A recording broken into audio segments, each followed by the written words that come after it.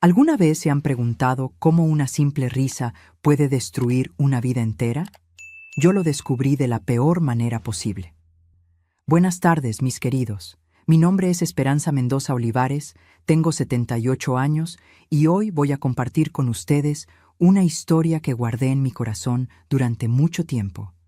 Antes de comenzar, me gustaría pedirles que me den su apoyo haciendo clic en el botón de me gusta.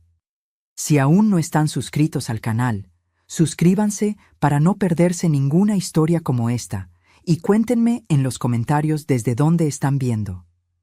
Siempre siento curiosidad por saber quiénes son las personas que están del otro lado. Nací en 1947, en un pueblito llamado Santa Rosa de las Flores, donde todos se conocían. Era un lugar sencillo, pero lleno de gente buena y trabajadora. Mi padre tenía una pequeña tienda en la plaza central y mi madre cuidaba de la casa y de los 6 hijos. Yo era la segunda mayor. Nuestra vida no era fácil, pero era honesta. Papá siempre decía, la honra no llena el estómago, pero nos hace dormir con la conciencia tranquila. Y así fui criada, aprendiendo que el carácter vale más que cualquier riqueza. Conocí a Héctor cuando tenía 17 años. Él llegó al pueblo para trabajar en el ingenio azucarero que había abierto hacía poco tiempo. Era un muchacho guapo, con una manera diferente de hablar. Venía de la capital y parecía saber cosas del mundo que nosotros ni imaginábamos. Desde el principio me llamó la atención con esa mirada firme y la sonrisa amplia que mostraba cuando venía a comprar cigarrillos en la tienda de mi padre. «Buenos días, señorita», decía, quitándose el sombrero, y yo, tonta como toda muchacha de esa edad, sentía que el corazón se me aceleraba. En aquella época, una muchacha decente no conversaba con un joven sin la supervisión de sus padres. Así que nuestro noviazgo comenzó así, con miradas y sonrisas tímidas intercambiadas en la tienda de mi padre. Fue Tomás, mi hermano mayor, quien terminó haciendo amistad con Héctor. Y solo así, después de algunos meses, él consiguió permiso para visitarme en casa, siempre los domingos, después de misa, sentado en el portal bajo la atenta mirada de mi madre, que fingía coser mientras nos vigilaba. Fuimos novios durante 2 años. Recuerdo como si fuera hoy el día en que me pidió matrimonio. Vino todo arreglado, cabello peinado con brillantina, trayendo un ramo de margaritas. Las flores más baratas, pero eran mis preferidas y eso me encantó. Mi padre puso cara de serio, pero en el fondo estaba feliz por mí. Al fin y al cabo, Héctor tenía un buen empleo en el ingenio como operador de máquinas y podía darme una vida mejor de la que teníamos allí. Nos casamos en 1966. Fue una ceremonia sencilla en la iglesia del pueblo, seguida de una pequeña fiesta en el patio de la casa de mis padres. Mi vestido lo hizo doña Carmen, la mejor costurera del pueblo en esa época. No era nada lujoso, pero para mí era el vestido más bonito del mundo. Me sentía como una princesa entrando a la iglesia del brazo de mi padre, viendo a Héctor esperándome en el altar. Nuestra primera casa era pequeña, 2 cuartos apenas, una habitación y una sala con estufa de leña. El baño, como era común en aquel tiempo, quedaba afuera, pero para nosotros parecía un palacio. Limpié, arreglé, puse unas cortinas de indiana que mi madre me dio de regalo. Planté algunas flores en el pequeño patio. Era sencillo, pero era nuestro rinconcito. Los primeros años fueron felices. Héctor salía temprano a trabajar y volvía al final de la tarde. Yo cuidaba de la casa, hacía la comida que él llevaba en una fiambrera de aluminio. Por la noche nos sentábamos a la puerta de casa, como hacían todos los vecinos, conversando sobre el día. A veces me traía un pedazo de piloncillo o una cinta para el cabello. Pequeñas alegrías que valían mucho. Nuestro primer hijo, Antonio, a quien todos empezaron a llamar Toñito, nació en 1968. Fue un parto difícil, en casa misma con la partera doña Sebastiana. Héctor estaba tan nervioso que pasó toda la noche caminando de un lado a otro en la sala, fumando un cigarrillo tras otro. Cuando finalmente escuchó el llanto del bebé, él también lloró.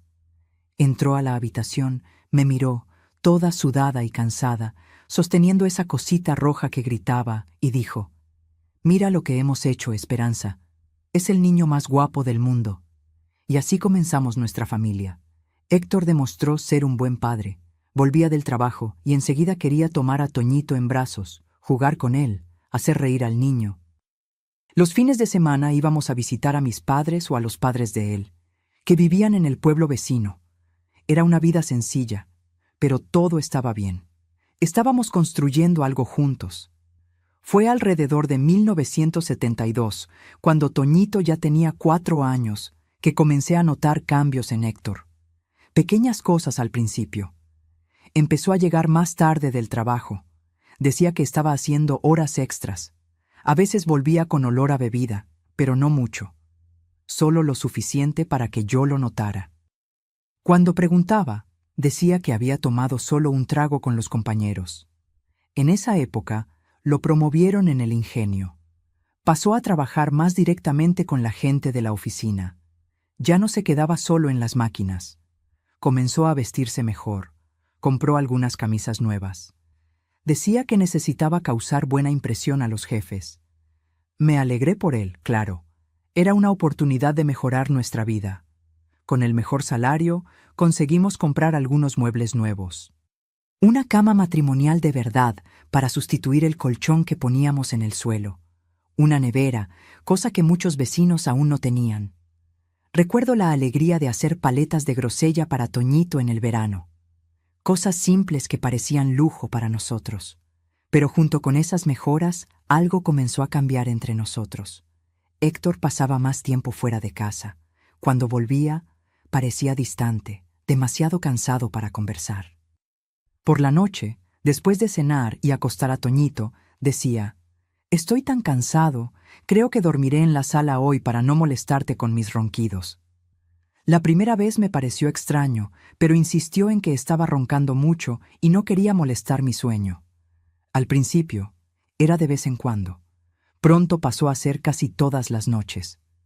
«Voy a dormir en la sala», decía como si fuera lo más natural del mundo. Comencé a sentirme sola en aquella cama demasiado grande solo para mí. Intentaba hablar con él sobre eso, pero Héctor siempre tenía una excusa. Estaba cansado, le dolía la espalda, necesitaba levantarse temprano y no quería despertarme. Fue en esa época también que noté otros cambios. Comenzó a cuidarse más. Pasaba más tiempo en el baño, usaba loción después de afeitarse, algo que raramente hacía antes. Su ropa a veces venía con un olor diferente, que no era el olor del ingenio, ni de la cantina donde tomaba su cerveza de vez en cuando. Era un perfume dulce, femenino. Cuando lo cuestioné sobre eso, se enfadó por primera vez. «Qué tontería, Esperanza, es perfume que rocían en la oficina. Cosa de gente fina. Te estás imaginando cosas». Y salió dando un portazo, quedándose fuera hasta tarde aquel día. Empecé a prestar más atención. Noté que sonreía al leer ciertas notas que guardaba rápidamente cuando yo me acercaba, o cuando recibía algún recado que algún compañero le traía. Comenzó a evitar las visitas dominicales a mi familia, siempre con una excusa. Estaba cansado, tenía que resolver algo, necesitaba hacer un trabajo extra para ganar un dinero adicional. Toñito también sintió el cambio. «Papá, ¿vamos a jugar a la pelota?», pedía. Y muchas veces recibía un «Hoy no, hijo, estoy cansado». Los ojitos se le llenaban de decepción y eso me partía el corazón. Yo intentaba compensar, dándole más atención al niño, inventando juegos, contándole historias a la hora de dormir, pero nada sustituía la presencia del padre. Y yo, en el fondo, comenzaba a sentir un miedo que no conseguía nombrar. Fue entonces cuando descubrí que estaba embarazada nuevamente. Cuando se lo conté a Héctor, esperaba ver el mismo brillo en los ojos que tuvo cuando supo de Toñito. Pero lo que vi fue una mirada casi de pánico, seguida por una sonrisa forzada y un abrazo sin entusiasmo. «Qué bueno, Esperanza, otro hijo». Dijo eso como quien recibe la noticia de una cuenta por pagar. Aquello me hirió profundamente. Lloré escondida varias noches mientras él dormía en la sala. Ahora era prácticamente todos los días. Voy a dormir en la sala para no molestarte. Necesitas descansar. Estás embarazada, decía, como si me estuviera haciendo un favor. Pero yo solo me sentía cada vez más sola. La barriga fue creciendo y con ella crecía también la distancia entre nosotros. Héctor casi no comentaba sobre el bebé. No tocaba mi barriga para sentir los movimientos como hacía cuando esperaba a Toñito. Trabajaba cada vez más. Llegaba cada vez más tarde. Los domingos, frecuentemente salía para resolver unas cosas o ayudar a un amigo, volviendo solo por la noche. Yo me tragaba el llanto. Intentaba convencerme de que era solo una fase difícil. Al final, otro hijo significaba más gastos, más responsabilidad. Tal vez él estuviera preocupado por eso. Intentaba creer eso, pero en el fondo sabía que había algo más, algo que temía descubrir. Aquí estoy, contándoles todo esto tantos años después, y aún siento una opresión en el pecho al recordar aquellos días, pero lo peor aún estaba por venir. Todo cambió en una calurosa noche de enero de 1973, cuando yo estaba en el 7º mes de embarazo. Era enero de 1973, un verano particularmente caluroso, esas noches sofocantes en las que ninguna brisa entraba por la ventana. Yo estaba con 7 meses de embarazo, sintiéndome pesada, hinchada, y el calor solo empeoraba todo. Dormir ya era difícil con una barriga de ese tamaño. Imaginen con ese calor sofocante. Aquella noche específica, Héctor había llegado más tarde de lo habitual. Cenó callado, apenas miró a Toñito, que insistía en mostrarle un dibujo que había hecho en la escuelita. Después de la cena, como siempre, dijo: «Voy a dormir en la sala hoy». Esa frase que yo ya odiaba tanto. Ni esperó a que respondiera. Tomó su almohada y se fue. Me acosté sola en la cama, como ya me había acostumbrado a hacer. El bebé en la barriga estaba inquieto, pateando, como si quisiera mantenerme despierta también. Pasé la mano por la barriga, intentando calmar esa vidita que crecía dentro de mí. «Calma, mi bien, calma», susurré bajito. Debo haberme adormecido en algún momento, porque desperté sobresaltada con una sed terrible. El reloj en la pared marcaba las 2:30 de la mañana. Me levanté con dificultad. Cualquier mujer que haya estado embarazada sabe lo difícil que es moverse en los últimos meses. Caminé despacio hasta la puerta, intentando no hacer ruido. Pasé por la sala oscura y noté que el colchón donde Héctor solía dormir estaba vacío. Pensé que tal vez habría ido al baño que quedaba en el patio. Seguí hacia la cocina. Tomé un vaso de agua fresca del filtro de barro. Fue cuando la oí. Una risa de mujer procedente del patio trasero. No era una risa cualquiera, era suave, seductora, joven. Una risa que definitivamente no pertenecía a aquella casa. Mi corazón se aceleró. Un escalofrío recorrió mi columna a pesar de aquel calor. Me quedé paralizada por unos segundos, el vaso de agua temblando en mi mano. Entonces, muy silenciosamente me acerqué a la ventana de la cocina que daba al patio. Aparté un poquito la cortina, apenas lo suficiente para espiar afuera. La luna estaba llena aquella noche, iluminando el patio lo suficiente para que yo pudiera ver. Y allí estaba Héctor, apoyado en la puerta trasera, conversando con una mujer. No conseguía ver bien su rostro, pero noté que era joven y llevaba un vestido claro. Estaban próximos, muy próximos. La mano de él descansaba en el brazo de ella, en un gesto íntimo que me hizo sentir como si alguien me hubiera dado un puñetazo en el estómago. La muchacha dijo algo que no conseguía oír y rió nuevamente. Aquella misma risa que me había despertado. Héctor sonrió de una manera que hacía mucho tiempo no sonreía para mí. Una sonrisa genuina, llena de vida. Después sacó algo del bolsillo, un pequeño paquete, y se lo entregó. La muchacha lo abrió, exclamó algo que pareció ser de alegría, y se inclinó para besarlo en la mejilla, muy cerca de la boca. Retrocedí de la ventana, sintiendo que mi mundo se derrumbaba. Las sospechas que intentaba apartar desde hacía meses se confirmaban allí ante mis ojos. La sed había desaparecido, pero unas náuseas terribles ocuparon su lugar. Volví a la habitación tambaleándome. Cerré la puerta sin hacer ruido y me desplomé en la cama. Lloré silenciosamente, con la cara hundida en la almohada para ahogar los sollozos. El bebé en la barriga se agitó como si sintiera mi angustia. Pasé la mano por la barriga, intentando calmarlo y calmarme a mí misma.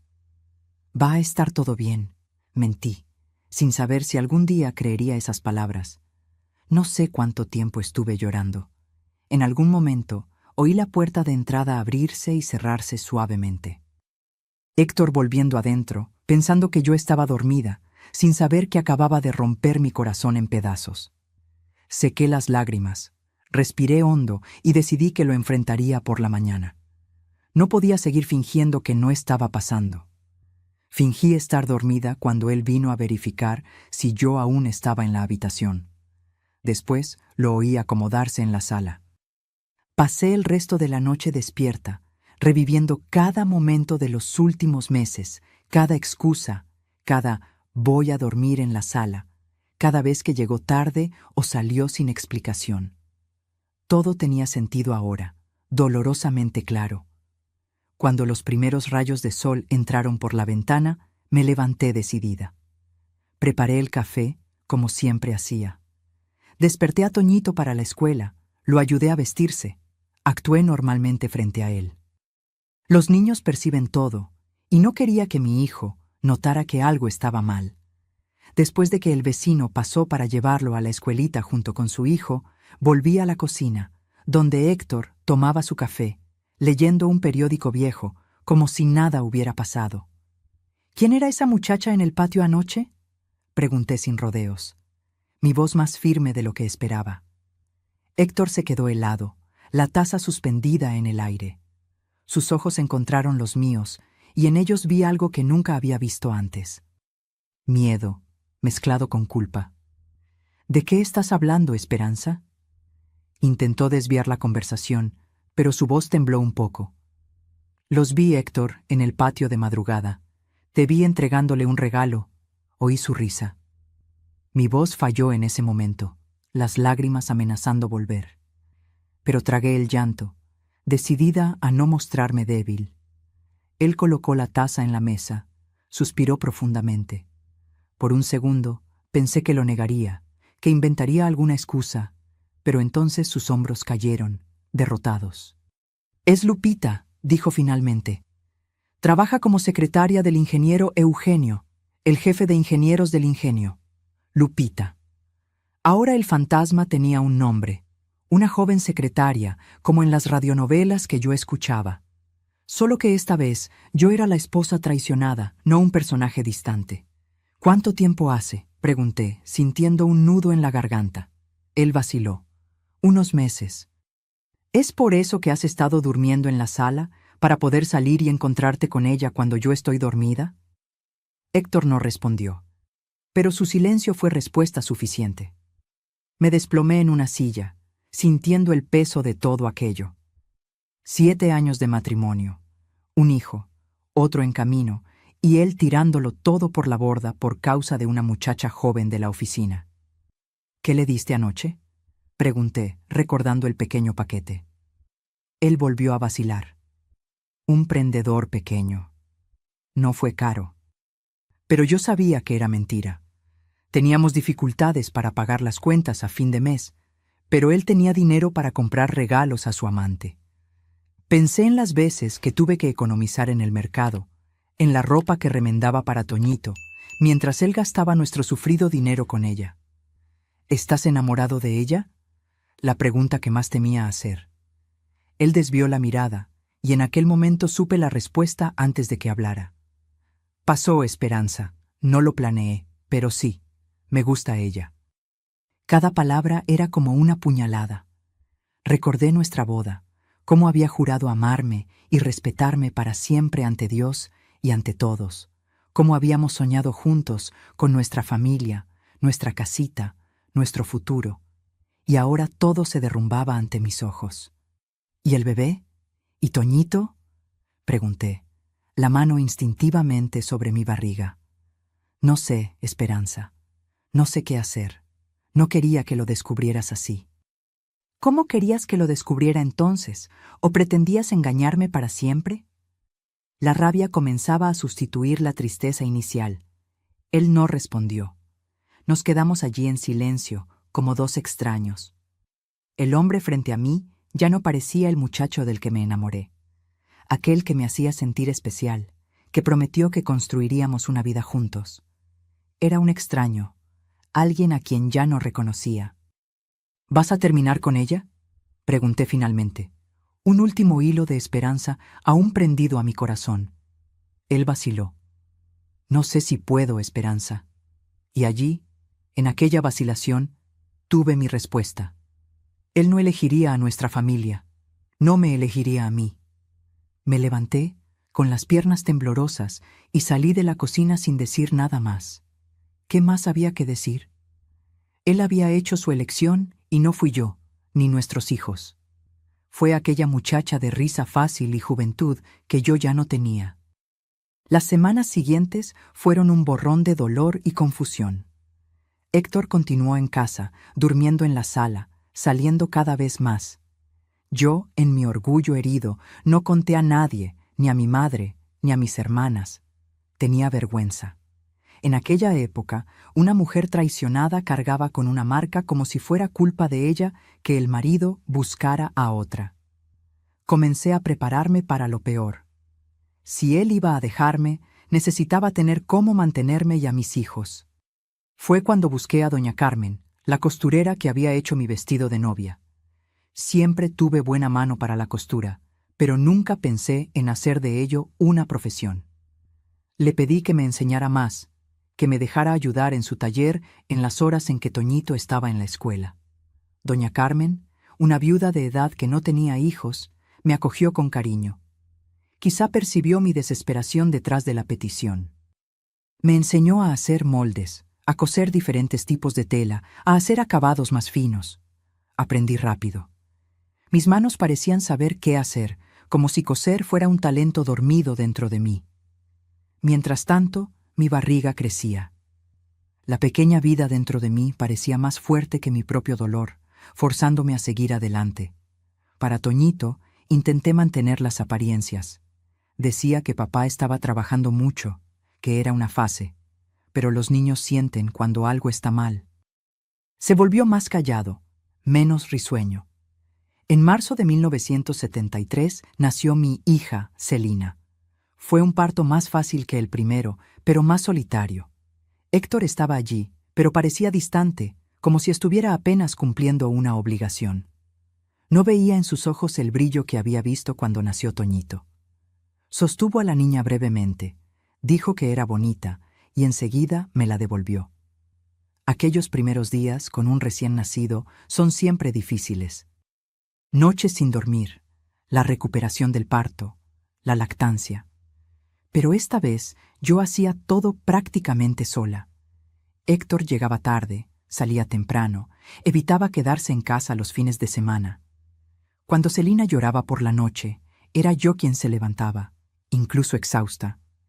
Él seguía durmiendo en la sala, ahora usando el llanto del bebé como excusa. Decía que necesitaba descansar para trabajar al día siguiente.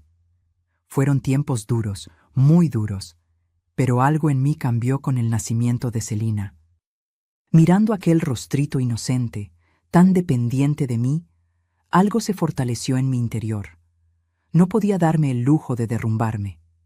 Tenía 2 hijos ahora que me necesitaban, que dependían de mi fortaleza. Y fue así, acunando a Celina en las madrugadas, mientras todos dormían, que tomé una decisión. No continuaría viviendo aquella mentira. No criaría a mis hijos en una casa donde el padre vivía una vida doble, donde yo me consumía de tristeza día tras día. Merecía más. Mis hijos merecían más. Cuando Celina cumplió 3 meses, una noche en que Héctor llegó particularmente tarde, con aquel mismo perfume femenino que yo ya conocía bien, decidí que era hora.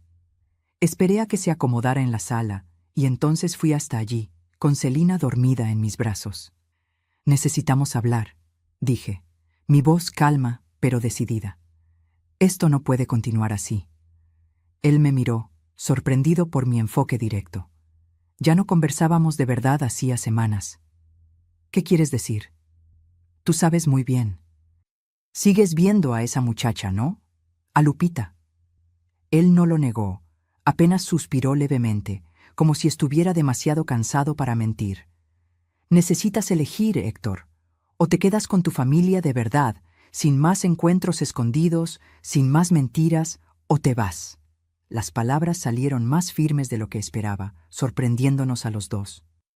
El viejo Héctor se habría enfadado, habría gritado, quizá, pero el hombre frente a mí solo suspiró, como aliviado porque finalmente hubiera dicho lo que ambos sabíamos que era inevitable.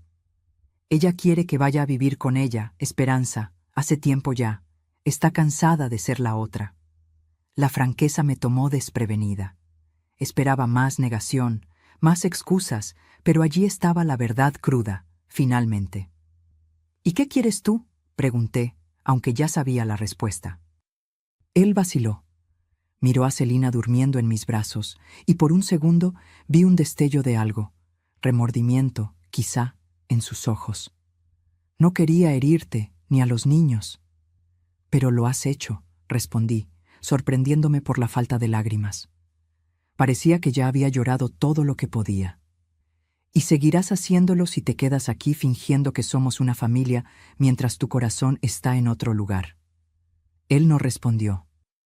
Solo se quedó allí, sentado al borde del colchón, donde dormía desde hacía meses, mirando sus propias manos. Mañana me voy a casa de mis padres, declaré. Me llevaré a los niños conmigo. Él levantó la cabeza sorprendido. ¿Vas a contar a todos sobre nosotros? La vergüenza en su voz era palpable. Se preocupaba por lo que los demás pensarían de él, por su reputación en el pequeño pueblo donde todos se conocían. Voy a decir la verdad, respondí simplemente. Que no funcionó, que elegiste otro camino. Volví a la habitación, dejándolo allí con sus pensamientos. Me acosté con Celina a mi lado, en la cuna improvisada, y por primera vez en meses sentí una extraña paz. La decisión estaba tomada. El futuro era incierto, asustador incluso, pero al menos ya no viviría más en la mentira. Mañana sería el primer día del resto de mi vida. Y así, mis queridos, mientras la pequeña Celina dormía inocentemente, cerré los ojos, sin saber exactamente qué me esperaba, pero segura de que aquella risa que oí en aquella calurosa noche de enero había cambiado mi destino para siempre. A la mañana siguiente me desperté antes del amanecer. Mis ojos ardían, pero mi corazón estaba más ligero, como si un peso se hubiera quitado de mis hombros. La decisión estaba tomada. Arreglé algunas ropas mías y de los niños en una maleta vieja de cartón que guardábamos debajo de la cama. No tenía mucho que llevar. Algunas prendas de ropa, los pañales de Celina, el osito de peluche sin un ojo con el que Toñito no dormía. Cuando Héctor salió para trabajar, evitó mirarme a los ojos. Antes de salir por la puerta, se detuvo por un momento, como si quisiera decir algo, pero acabó marchándose en silencio, con los hombros caídos como los de un hombre mucho mayor. Por un breve instante, sentí lástima por él. Entonces, recordé su risa, el perfume en su ropa, las noches que pasé sola, y la pena se transformó en determinación. Esperé hasta la hora en que el vecino pasaba para llevar a Toñito a la escuelita. Cuando llegó, le expliqué que aquel día yo misma llevaría a mi hijo. Puse a Celina en el carrito improvisado que mi padre había hecho con restos de madera. Tomé a Toñito de la mano y salimos. ¿A dónde vamos, mamá?, preguntó mi hijo, siempre observador. Vamos a casa de la abuela Amelia y del abuelo Juvenal. Vamos a quedarnos allí unos días. ¿Y papá? Aquella pregunta simple me hizo tragar saliva. ¿Cómo explicar a un niño de 5 años que su padre había elegido otra familia? Papá se quedará aquí, hijo. Tiene mucho trabajo ahora. El niño asintió, aceptando la explicación con aquella inocencia que solo los niños tienen. Tomé su manita con más fuerza, como si pudiera protegerlo del dolor que yo sabía que vendría más tarde. El camino hasta la casa de mis padres nunca pareció tan largo. El sol de abril ya estaba fuerte y yo sudaba, empujando el carrito de Celina por las calles de tierra. Algunas vecinas me miraron con curiosidad al pasar. En un pueblo pequeño como el nuestro, una mujer saliendo de casa con los hijos y una maleta era noticia. Cuando finalmente llegué, mi madre estaba en el patio, tendiendo ropa en el tendedero. Al verme, supo inmediatamente que algo estaba mal. Las madres siempre saben. «¿Qué ocurrió, hija?», preguntó, mirando de la maleta a mi rostro cansado, a los niños. «¿Puedo quedarme aquí unos días, mamá? ¿Yo y los niños?». Ella no preguntó nada más en aquel momento. Solo asintió, tomó la maleta de mi mano y me guió hacia adentro. Aquel era el hogar de mi infancia, el lugar donde siempre me sentí segura. Las mismas paredes de cal blanca, el suelo de tierra en la cocina, el olor a café en la estufa de leña. Era como si el tiempo no hubiera pasado. Aquella noche, después de que los niños se durmieron, conté todo a mi madre. Sobre el «voy a dormir en la sala», sobre la risa en el patio, sobre Lupita. Conté entre lágrimas que había decidido dejar a Héctor, que no podía seguir viviendo de aquel modo, fingiendo que todo estaba bien mientras mi matrimonio se desmoronaba. Mi madre escuchó todo en silencio, los labios apretados en una línea fina. Cuando terminé, sostuvo mis manos entre las suyas. Manos callosas de tanto trabajar, pero que siempre traían consuelo. «Hiciste lo que debías hacer, hija. Una mujer no puede aceptar ser irrespetada así. Tu padre y yo estamos aquí. Tú y los niños siempre tendréis un techo». La simplicidad de aquellas palabras trajo un alivio inmenso. Yo tenía tanto miedo al juicio, a la vergüenza de un matrimonio fracasado. En aquella época, una mujer separada era vista de forma diferente, como si llevara una mancha. Pero allí, en aquella cocina simple, bajo la luz débil de un quinqué, mi madre me mostró que el amor de familia era más fuerte que cualquier convención social. Los días siguientes fueron de adaptación. Mi padre, hombre de pocas palabras, no hizo preguntas. Solo me dio una palmadita en el hombro y dijo: «Esta casa siempre será tu casa, hija». Mi madre preparó para Toñito una camita en el cuartito del fondo donde yo dormía con Celina. Hizo una pequeña cuna para la nietecita con una caja de madera. La noticia se extendió rápidamente por el pueblo, como era de esperar. Sentía las miradas cuando iba a la tienda. Oía los susurros. «La esperanza de Héctor volvió a casa de sus padres», decían. «Parece que él la dejó por una muchacha de la ciudad». Cada palabra dolía como una herida abierta, pero mantuve la cabeza erguida por mí y por mis hijos. No tenía vergüenza de mi decisión. La vergüenza era de él, que rompió sus promesas, que abandonó a su familia. Una semana después de haber salido de casa, Héctor apareció en casa de mis padres. Estaba afeitado, vestido con su mejor camisa, traía un paquete de dulces para Toñito. Mi padre lo recibió en la puerta con frialdad, pero lo dejó entrar. Al fin y al cabo, era el padre de los nietos. Conversamos en el patio, lejos de los oídos de los niños. Él parecía nervioso, inquieto. «Vine a ver cómo están», dijo, como si fuera una visita casual. «Nos estamos adaptando», respondí, manteniendo la voz firme. Él miró al suelo, después a mí. «Esperanza, yo siento mucho que las cosas hayan llegado a este punto». No respondí. ¿Qué podría decir? ¿Que no importaba? No estaba bien. «Quiero ayudar con los niños. Puedo dar algo de dinero todos los meses». Asentí. Los niños necesitarían de todo: comida, ropa, material escolar. No podía rechazar por orgullo. «Te lo agradezco. Ellos también son tus hijos». Un silencio pesado cayó entre nosotros. Tantos años juntos, y ahora éramos casi extraños, conversando con formalidad. «Estoy viviendo con Lupita ahora», dijo finalmente, evitando mi mirada. Alquilamos un cuarto cerca del ingenio. La noticia no me sorprendió, pero aún así sentí como si algo se rompiera dentro de mí. Era el último clavo en el ataúd de nuestro matrimonio. «Espero que sean felices», conseguí decir.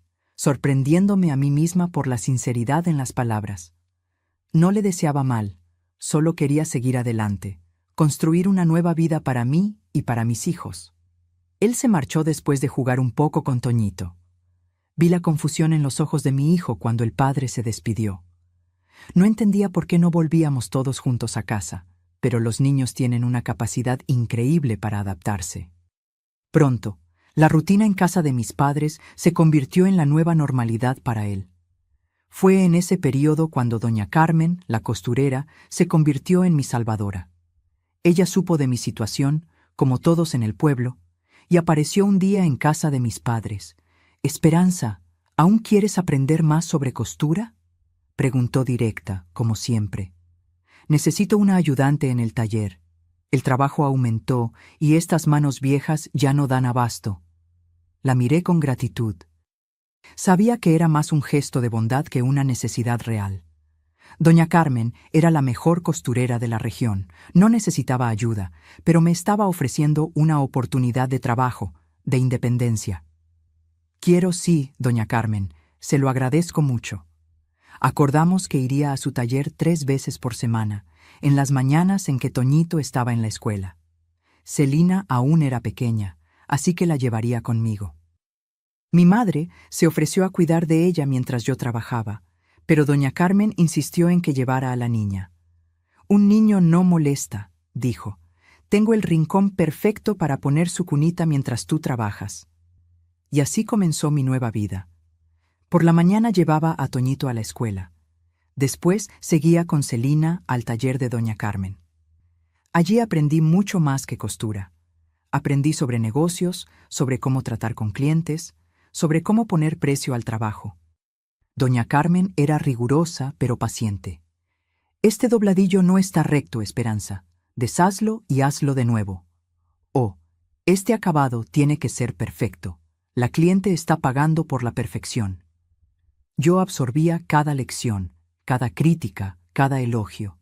Mis manos, que ya tenían alguna habilidad natural con aguja e hilo, se fueron volviendo cada vez más precisas, más seguras.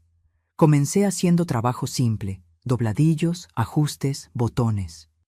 Con el tiempo, doña Carmen fue confiándome piezas más complejas, vestidos para primera comunión, trajes para bodas. Me enseñó a tomar medidas, a crear moldes, a adaptar modelos de las revistas que llegaban de la capital. El dinero que Héctor daba para los niños era poco e irregular. Pronto me di cuenta de que no podría contar con él. Algunas veces aparecía con algún juguete para Toñito, un lacito para el cabello de Celina, pero el compromiso financiero quedaba en segundo plano. Supe por una conocida que ya hablaba de tener hijos con Lupita, una nueva familia, mientras apenas conseguía mantener la primera. Pero no me dejé abatir. Con el dinero que ganaba en el taller, complementado por lo que mis padres me daban, a pesar de mis protestas, conseguí mantener a mis hijos alimentados, vestidos y en la escuela. No era fácil.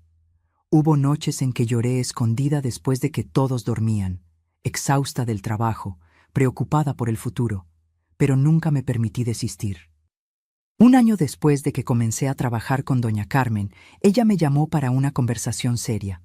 Estábamos solas en el taller, terminando un vestido de novia para la hija del farmacéutico. «Esperanza, me estoy haciendo vieja», dijo, ajustando los lentes en la nariz. «Estas manos ya no son las mismas y mis ojos ya no ven los detalles como antes». Protesté diciendo que aún era la mejor costurera que conocía, que sus manos creaban magia con las telas. «No es falsa modestia, muchacha. Es la verdad de la vida. Todos envejecemos». Hizo una pausa, mirándome con una mezcla de cariño y evaluación. «He observado tu trabajo. Tienes talento. Más que talento, tienes dedicación. Es eso lo que hace a una gran costurera». Sentí la cara enrojecer con el elogio inesperado. Doña Carmen no era de distribuir alabanzas fácilmente. «Estoy pensando en retirarme. No ahora, pero pronto. Y me gustaría que tú te hicieras cargo del taller cuando me vaya». Me quedé sin palabras. Aquel pequeño taller en la calle principal del pueblo era más que un lugar de trabajo. Era una institución. Todas las novias de la región, las quinceañeras, Las madrinas venían hasta doña Carmen para sus vestidos especiales. Era una responsabilidad enorme. Doña Carmen, no sé si estoy preparada para eso. Ella sonrió. Aquella sonrisa sabia de quien ya ha visto mucho de la vida. Nadie está nunca preparado, Esperanza. Solo descubrimos que conseguimos hacer algo después de hacerlo. Fue así cuando saliste de casa con 2 hijos pequeños, ¿no? No estabas preparada, pero hiciste lo que necesitabas hacer. Tenía razón. La vida raramente nos pregunta si estamos preparados para sus desafíos.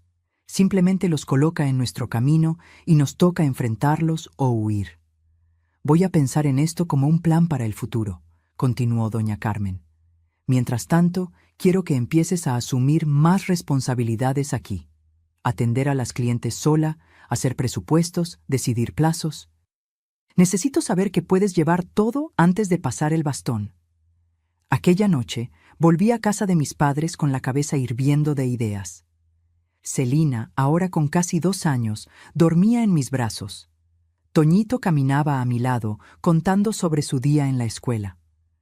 Miré a mis hijos, y por primera vez desde que salí de casa, sentí un atisbo de un futuro mejor. Aquella misma semana, comenzamos a implementar los cambios en el taller. Doña Carmen me presentó a las clientes más antiguas como su sucesora en formación. Algunas me miraron con desconfianza. Al final, yo era la Esperanza que fue dejada por el marido. Pero poco a poco, mi trabajo habló por sí mismo. Las clientes comenzaron a pedir específicamente por mí para ciertos trabajos. Recuerdo un vestido en particular que marcó esa transición. Era para la hija del presidente municipal que iba a casarse a final de año. Un vestido de satén y encaje con una cola larga, inspirado en un modelo que ella vio en una revista importada. Doña Carmen me dejó responsable del proyecto de principio a fin. Trabajé en aquel vestido como nunca había trabajado en nada en la vida. Noches en vela, dibujando, adaptando el molde, eligiendo materiales. Cada punto, cada detalle tenía que ser perfecto. Era más que un vestido. Era mi declaración de competencia, mi prueba de que podía ser más que la mujer abandonada. Cuando la novia vino para la prueba final, el vestido le sentaba como un guante. Giró frente al espejo, emocionada, mientras la madre lloraba de emoción a su lado. Doña Carmen observaba desde lejos, una sonrisa orgullosa en el rostro. En aquel momento, sentí que había encontrado mi lugar, mi propósito. «Es el vestido más lindo que he visto jamás», dijo la futura novia, abrazándome. «Usted tiene un don, doña Esperanza». Doña Esperanza. Era la primera vez que alguien me llamaba así, con respeto, reconociendo mi profesión, no solo mi estatus familiar. Sentí un calor en el pecho, un orgullo que no sabía que podía sentir. La boda fue el evento del año en el pueblo. Todos comentaron sobre el vestido de la novia. Trabajo de Esperanza, del taller de doña Carmen, decían. Mi nombre comenzó a circular ya no como la esposa abandonada, sino como la costurera de manos habilidosas, aquella que transformaba telas en sueños. A finales de 1975, aproximadamente 2 años después de haber salido de casa con mis hijos, tomé otra decisión importante. Con los ahorros que había hecho y con la ayuda de un pequeño préstamo que mi padre consiguió en el banco, alquilé un pequeño local en la calle principal del pueblo.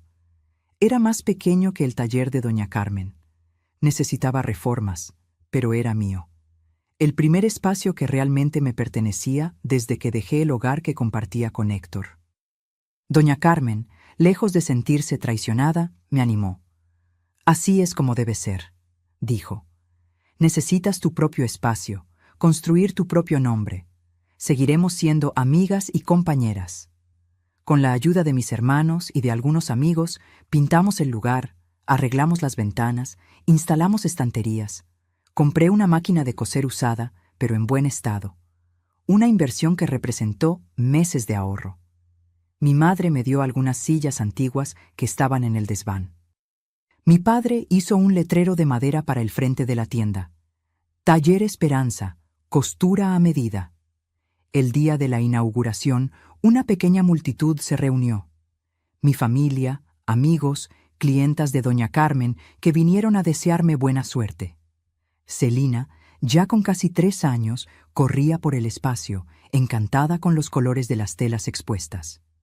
Toñito, con sus 7 años, se quedaba en la puerta, orgulloso, recibiendo a la gente. Mirando aquella escena, me di cuenta de lo mucho que había caminado desde la noche en que oí aquella risa en el patio. De la mujer devastada que salió de casa con una maleta de cartón y 2 niños pequeños, a la empresaria que inauguraba su propio negocio. No había sido fácil. Hubo días de desesperación, noches de llanto, momentos en que pensé que no lo conseguiría. Pero allí estaba yo, demostrándome a mí misma y al mundo que era capaz. Y piensen, mis queridos, todo comenzó con una risa en el patio y un «voy a dormir en la sala», que se repitió por muchas noches. La vida tiene estas cosas. Lo que parece una tragedia en el momento puede ser el inicio de un viaje que nos lleva exactamente a donde deberíamos estar. Los años siguientes fueron de crecimiento constante, tanto para mi pequeño negocio como para mis hijos. Mi taller rápidamente se hizo conocido más allá de las fronteras de nuestro pueblo. Señoras de los pueblos vecinos comenzaron a venir, a veces viajando horas solo para encargar un vestido especial o un conjunto para una ocasión importante. Recuerdo con cariño cómo en 1978 necesité contratar a mi primera ayudante. Noemí era una muchacha joven, recién casada, con manos ágiles y ojos atentos. «Quiero aprender todo lo que usted pueda enseñarme, doña Esperanza», me dijo el primer día. Sonreí al oír el doña. Aún me sonaba extraño, aunque ya tenía 31 años y era respetada en la comunidad. Enseñar a Noemí me hizo darme cuenta de lo mucho que yo misma había aprendido. Conocimientos que absorbí de doña Carmen, técnicas que desarrollé sola, trucos que descubrí tras horas de trabajo. Era gratificante pasar ese conocimiento, ver a otra mujer crecer profesionalmente. Mi taller ya no era solo un lugar de trabajo, se había convertido en un pequeño punto de encuentro. Las clientas venían para pruebas de ropa y acababan quedándose para un café, intercambiando historias, compartiendo novedades. Allí, entre telas e hilos, se creó una pequeña comunidad de mujeres que se apoyaban. En casa, las cosas también evolucionaban. Con el dinero del taller, conseguía alquilar una casita modesta, pero confortable, cerca de la escuela de Toñito. Era una alegría inmensa tener nuestro propio techo nuevamente, decorar las habitaciones de los niños como ellos querían, plantar mis propias flores en el jardín. Toñito crecía rápido, ya con casi 12 años en 1980, volviéndose un niño estudioso y responsable.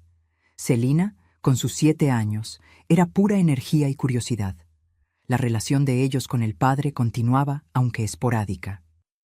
Héctor aparecía en los cumpleaños, traía regalos en Navidad, los llevaba ocasionalmente a pasear, pero eran visitas cada vez más raras, especialmente después de que tuvo otro hijo con Lupita. Ese fue un momento difícil para Toñito. Recuerdo cuando volvió de un encuentro con el padre, los ojos bajos, el semblante triste. «¿Qué pasó, hijo?», pregunté preocupada. «Papá dijo que tengo un hermanito ahora. Él parece tan feliz con el bebé nuevo». Tragué saliva, sintiendo aquel dolor antiguo resurgir. No por mí, sino por mi hijo, que sentía como si estuviera siendo reemplazado. «Tu padre te ama, Toñito. Un bebé nuevo no cambia eso. Es como cuando nació Celina. Mi amor por ti no disminuyó, solo creció para incluirla a ella también». Él asintió intentando entender con su mente infantil algo que muchos adultos tienen dificultad en procesar. Aquella noche, mientras lo observaba dormir, me prometí a mí misma que haría todo lo posible para que mis hijos nunca se sintieran menos importantes o menos amados. Continué invirtiendo en mi negocio. En 1982 conseguí comprar una máquina de coser eléctrica, un lujo en la época. Las clientas quedaban impresionadas con la velocidad y precisión del trabajo. El mismo año, Expandimos el taller, alquilando el local de al lado para crear un espacio exclusivo para pruebas y otro para producción. Fue en esa época también que comencé a ofrecer cursos de costura para otras mujeres. Muchas venían queriendo aprender para hacer ropa para la familia o incluso para iniciar su propio negocio. En las tardes de sábado, el taller se transformaba en una pequeña escuela. Ver a aquellas mujeres, algunas jóvenes, otras ya con hijos crecidos, aprendiendo una habilidad que podría cambiar sus vidas como cambió la mía, traía una satisfacción indescriptible. Doña Carmen, ahora ya bastante mayor, venía ocasionalmente a visitar el taller. Se sentaba en un rincón, observando todo con ojos orgullosos. «Fuiste más allá de lo que yo podría imaginar, Esperanza», me dijo una vez.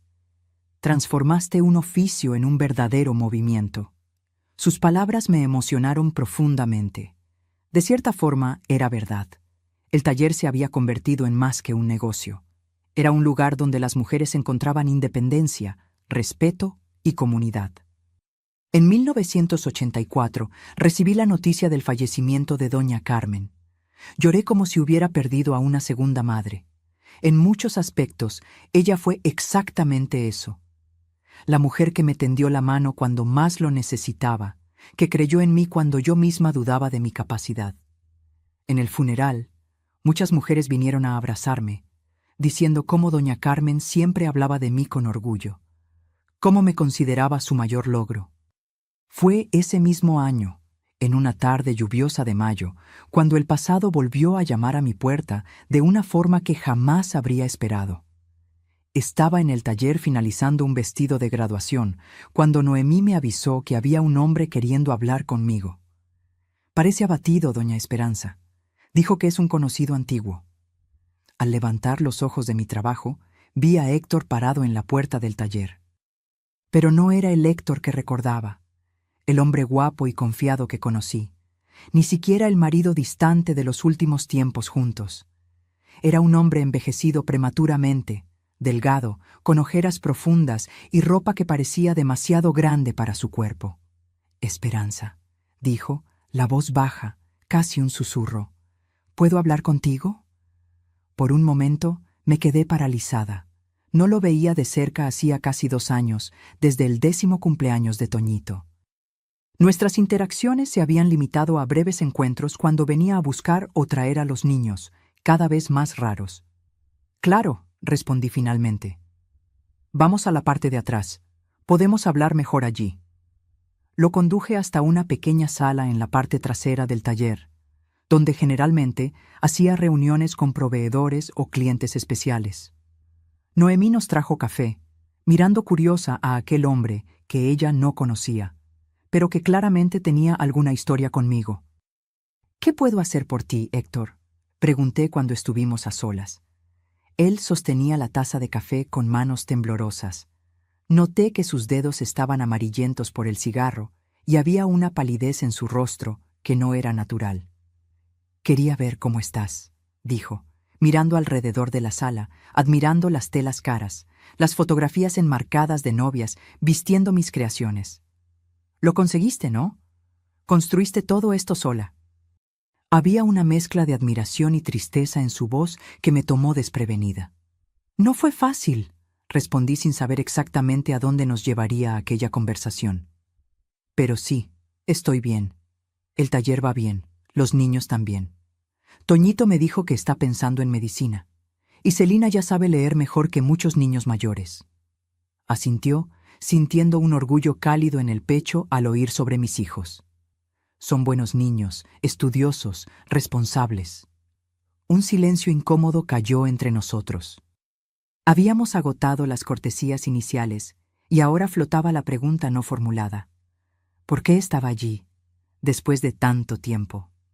«Lupita me dejó», dijo finalmente, los ojos fijos en el café frente a él. «Se fue con el nuevo ingeniero del ingenio, se llevó al niño». Sentí una punzada de déjà vu. La historia se repetía, pero ahora con él en el papel que yo había vivido. No sentía alegría con su infortunio, solo una extraña sensación de que la vida tiene su propio sentido de la justicia. Lo siento, respondí, y era verdad. Por más que él me hubiera herido, no le deseaba a nadie el dolor de ser abandonado, de tener un hijo llevado lejos. Perdí el empleo en el ingenio también, continuó, la voz quebrada. Después de que Lupita se fue con el ingeniero, se volvió difícil seguir trabajando allí. El nuevo jefe no me quería. Decía que yo causaba problemas. Acabé siendo despedido. Hizo una pausa, como si reuniera valor para lo que vendría a continuación. Estoy trabajando como ayudante en el rancho de don Juvenal. No es un mal trabajo, pero paga poco. Estoy viviendo en un cuartito en el fondo de la propiedad. Intenté imaginar a Héctor, que siempre fue tan orgulloso de su trabajo en el ingenio, ahora como un simple trabajador rural. La caída había sido grande. ¿Por qué me estás contando esto, Héctor?, pregunté finalmente, sin rodeos. Él levantó los ojos, encontrando los míos por primera vez desde que entró en el taller. Cometí el mayor error de mi vida cuando te dejé a ti y a los niños, Esperanza. No pasa un día sin que me arrepienta. Sentí mi corazón acelerarse. Una parte de mí, aquella joven ingenua que fue abandonada con 2 hijos pequeños, siempre soñó con oír esas palabras. Pero la mujer en que me había convertido sabía que llegaban demasiado tarde. Héctor, el pasado es pasado. Construimos vidas separadas. Yo tengo mi negocio. Los niños están creciendo bien. Lo sé, interrumpió angustiado. No estoy aquí para pedir que volvamos. Sé que es demasiado tarde para eso. Solo quería saber si podrías ayudarme a conseguir un trabajo mejor. Tú conoces a tanta gente ahora, tienes tanta influencia en el pueblo. La realidad de aquella visita me golpeó como un balde de agua fría. Él no venía en busca de reconciliación o perdón. Venía a pedir ayuda práctica, un empleo. ¿Qué sabes hacer además del trabajo en el ingenio?, pregunté, manteniendo la voz neutra. Sé un poco de mecánica. Aprendí en el ingenio. Sé conducir camión también. Saqué el carnet hace unos años. Pensé por un momento. El marido de una clienta, dueño de una empresa de transporte, había mencionado recientemente que necesitaba conductores. Puedo hablar con don Orlando, de la empresa de transportes. Está buscando conductores para entregas en la región. No es un trabajo fácil. Son muchas horas en la carretera, pero paga mejor que el trabajo en el campo. El rostro se le iluminó con una mezcla de gratitud y alivio. ¿Harías eso por mí, después de todo? Lo miré, al hombre que un día amé, que me hizo sufrir tanto, pero que también me dio 2 hijos maravillosos y, indirectamente, el impulso para construir la vida que yo tenía ahora. No lo hago por ti, Héctor, lo hago por nuestros hijos. Ellos merecen un padre que pueda ayudarlos cuando lo necesiten, que contribuya a su educación. Y si para eso necesitas un trabajo mejor, entonces haré lo que pueda. Él asintió, comprendiendo. Por un momento, vi en él un destello del hombre que conocí, humilde, agradecido, consciente de sus errores. Gracias, Esperanza. Siempre fuiste mejor de lo que merecía. Cuando salió del taller, me quedé sentada mucho tiempo, reflexionando sobre los extraños caminos que la vida nos lleva. 11 años atrás, yo salía de casa con 2 niños pequeños, destruida por la traición de aquel hombre. Ahora era yo quien tendía la mano para ayudarlo a levantarse. No era venganza, ni perdón completo. Era simplemente la comprensión de que todos nosotros, en algún momento, necesitamos una segunda oportunidad. Doña Carmen me había dado la mía. Quizá fuera mi turno de pasar adelante aquella bondad. Al día siguiente, llamé a don Orlando y concerté una entrevista para Héctor. Fue contratado una semana después. No era el empleo de sus sueños, pero era digno y pagaba lo suficiente para que pudiera alquilar un pequeño apartamento en el pueblo, más cerca de los niños. En los meses siguientes, noté un cambio en Toñito y Celina. Comenzaron a ver al padre con más frecuencia. Él los buscaba los domingos, los llevaba a pasear, ayudaba a Toñito con la tarea de matemáticas, asistía a las presentaciones escolares de Celina. Estaba intentando, a su manera, compensar los años de ausencia. Una tarde, Celina volvió de un paseo con el padre particularmente animada. «Mamá, papá dijo que me va a llevar a conocer la capital en las vacaciones. Dijo que hay un museo enorme allí con cuadros de pintores famosos». Sonreí, feliz de ver su entusiasmo. «Eso es maravilloso, hija. Será un viaje especial». «Él está diferente, ¿no?», preguntó con aquella percepción aguda que siempre tuvo, incluso siendo tan joven. «Más presente, más padre». «La gente cambia, Celina. A veces para mejor, a veces no. Lo importante es que él está intentando ser un buen padre para ti y tu hermano ahora». Ella asintió pensativa antes de correr a contar la novedad a su hermano. Aquella noche, sentada en el portal de mi casa, observando las estrellas que punteaban el cielo oscuro, reflexioné sobre cuánto había cambiado mi vida en aquella década. De la joven esposa abandonada a la empresaria respetada, de la mujer que lloraba escondida a la madre fuerte que criaba 2 hijos con determinación, del miedo al futuro a la confianza en el camino que había elegido. Y pensar que todo comenzó con un «voy a dormir en la sala», repetido noche tras noche, y una risa femenina oída en un patio oscuro. Aquel momento de dolor había sido el inicio de un viaje que me llevó exactamente a donde necesitaba estar. La vida es así, mis queridos. A veces, lo que parece ser nuestro fin es apenas el comienzo de una historia mucho más hermosa de lo que podríamos imaginar. Los años 90 llegaron trayendo vientos de cambio. Mi taller ya no era más un pequeño negocio. Se había transformado en una referencia de calidad en toda la región. Ahora, con casi 15 años de existencia, empleaba a 6 costureras, además de Noemí, que se había convertido en mi gerente y mano derecha. Teníamos clientas que viajaban hasta de otros estados para encargar vestidos especiales.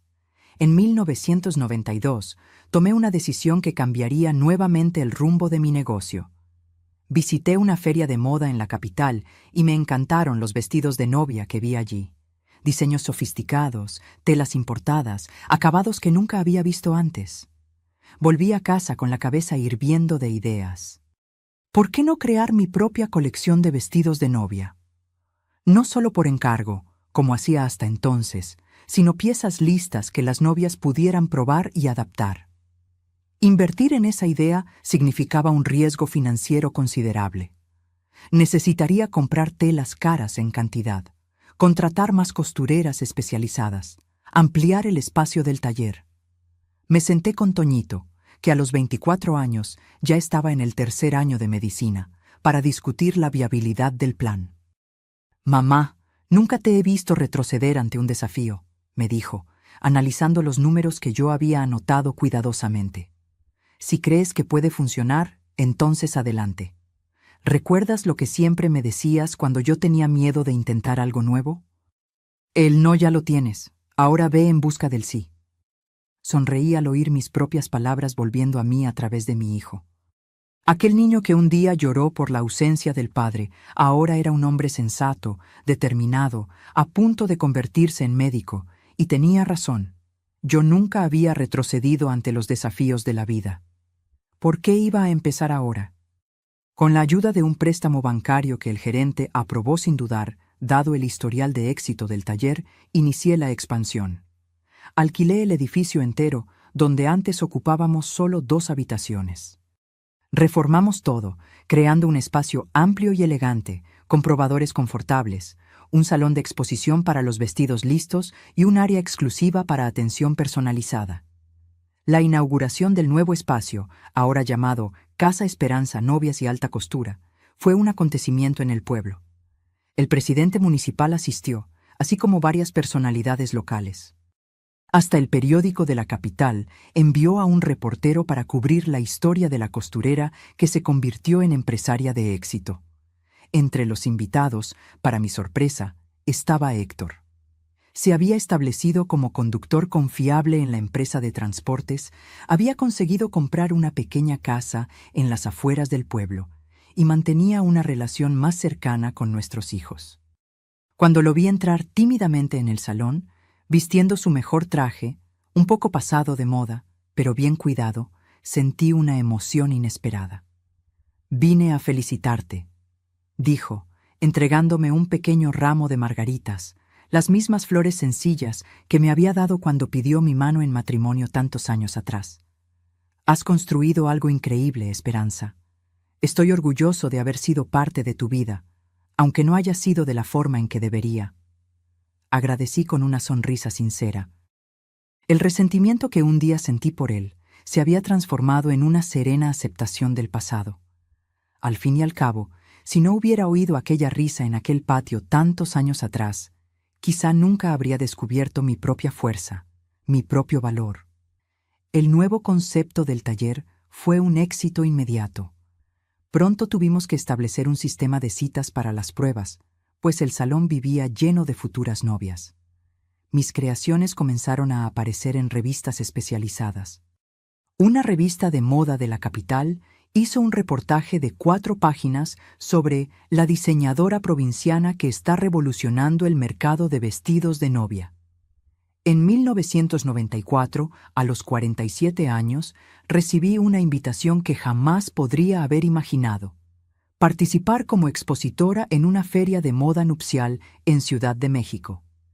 Era la oportunidad de mostrar mi trabajo a un público mucho mayor, de conocer proveedores internacionales, de expandir aún más el negocio. La decisión no fue fácil. Nunca me había alejado tanto de casa, de mi rutina.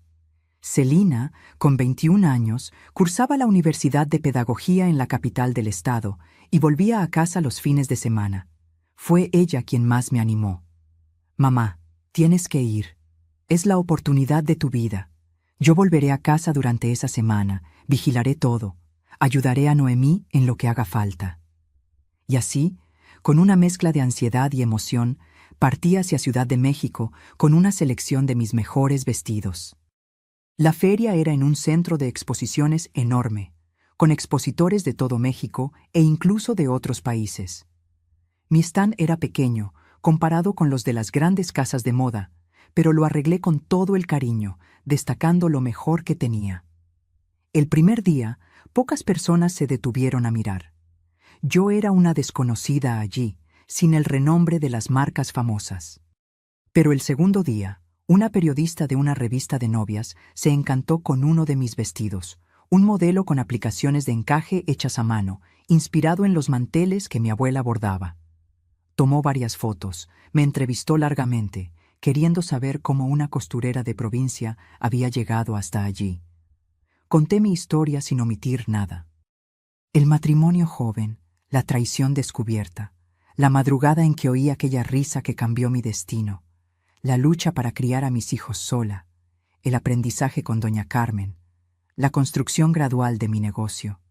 Ella escuchó todo fascinada, anotando cada detalle. «Su historia es extraordinaria, doña Esperanza», dijo al final. «Es una historia de superación que inspirará a muchas mujeres». El artículo salió en la edición siguiente de la revista con el título «De las lágrimas a los sueños, la costurera que transformó el dolor en arte». Fue un éxito instantáneo. Mi teléfono no dejaba de sonar. Tiendas queriendo revender mis piezas, novias queriendo exclusividad, otros periodistas queriendo entrevistas. Tuve que contratar una secretaria solo para administrar todos los contactos. Al año siguiente, abrí una pequeña sucursal en la capital del estado. Celina, que había terminado la universidad, decidió posponer sus planes de enseñar para ayudarme en la administración de la nueva tienda. «Quiero aprender el negocio contigo, mamá», me dijo. «Quiero dar continuidad a tu legado».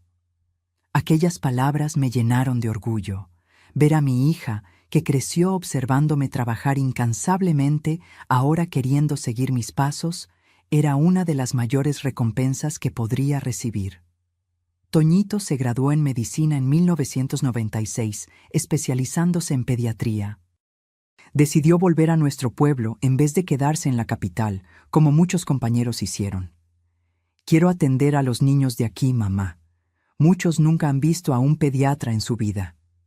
Su consultorio, abierto con mi ayuda financiera, pronto se convirtió en referencia en la región.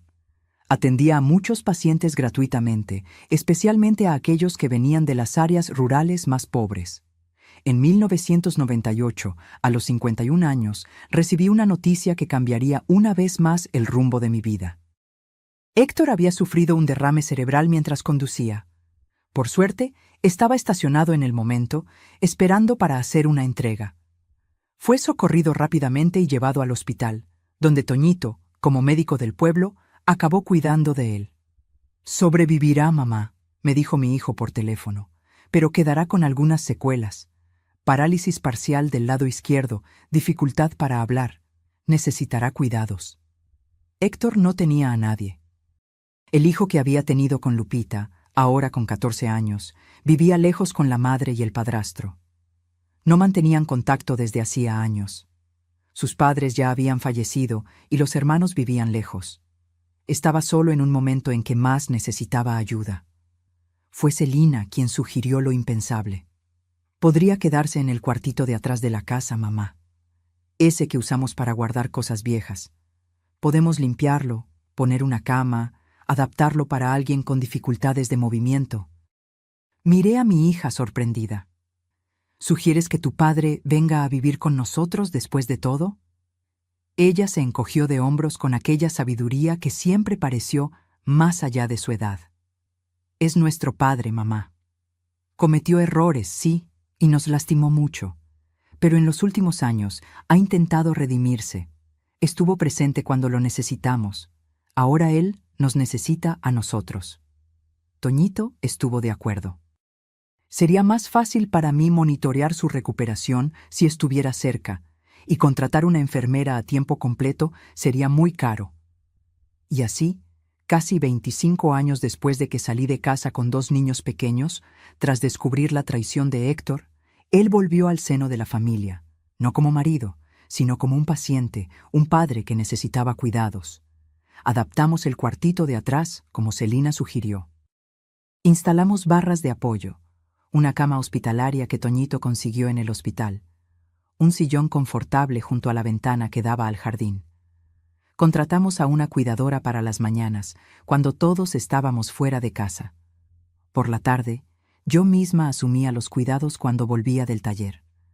Al principio, era extraño tener a Héctor de vuelta en el cotidiano de la familia. Estaba cambiado, no solo físicamente por la enfermedad, sino como persona. Había una humildad genuina en él, una gratitud sincera por cada pequeño gesto de cuidado. La arrogancia que lo caracterizaba en los tiempos del ingenio había desaparecido completamente. «No merezco esto, Esperanza», me dijo una tarde, la voz arrastrada por la parálisis facial mientras yo cambiaba las sábanas de su cama. «No merezco tanta bondad después de lo que te hice». Paré lo que estaba haciendo y lo miré, al hombre que un día amé, que me hizo sufrir tanto, pero que también me dio 2 hijos maravillosos y, sin querer, me empujó a un camino de independencia y realización.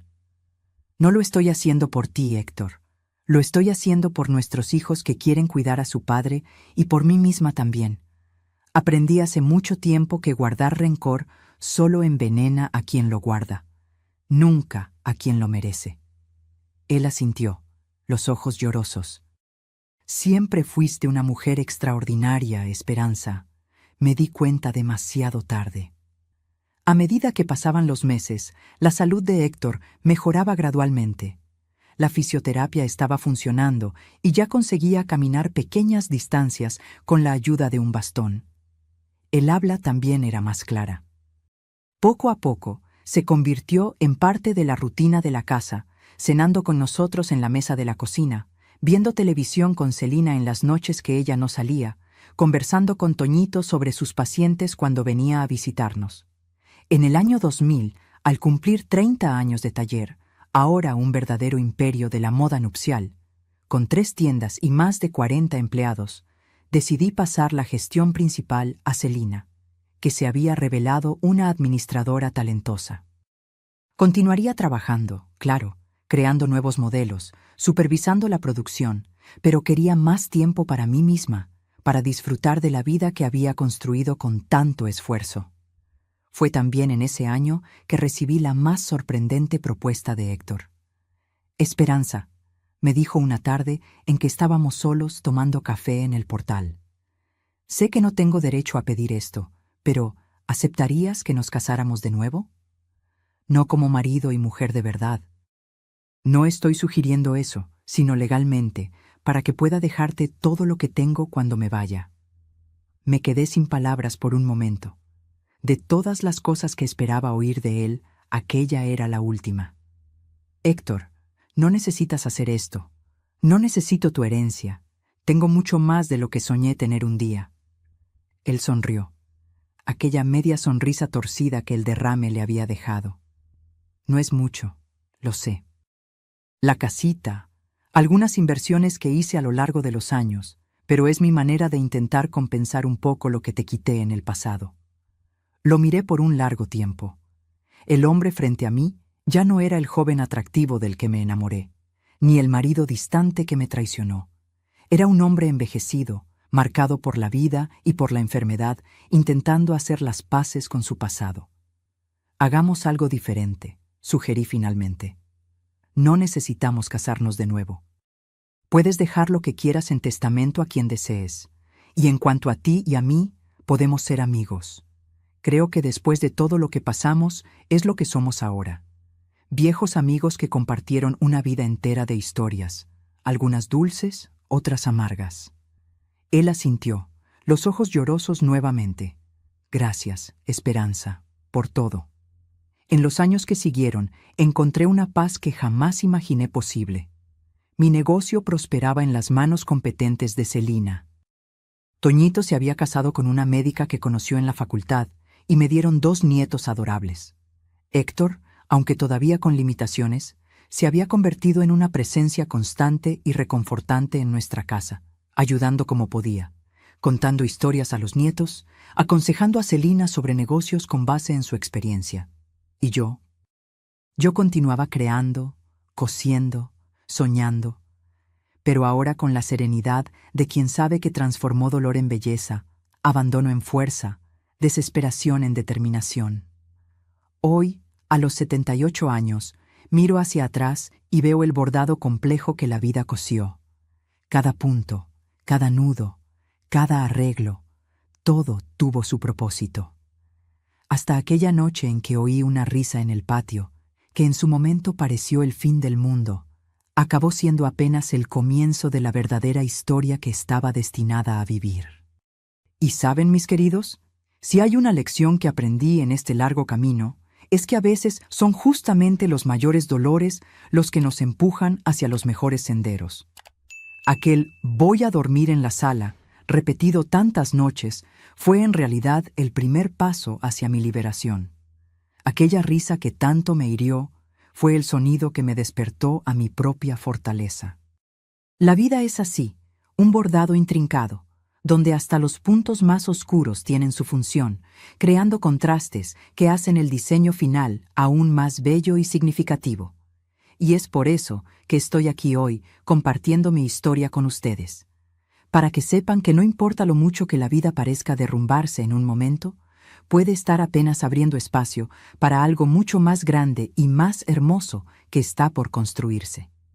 Gracias por escucharme hasta aquí. Si les gustó mi historia, no olviden dejar su me gusta y suscribirse al canal para no perderse otras historias como esta. Compartan también con alguien que ustedes crean que necesita escuchar este mensaje de superación y cuéntenme en los comentarios qué fue lo que más tocó su corazón en esta historia. Me encanta leer lo que escriben. Hasta la próxima, mis queridos.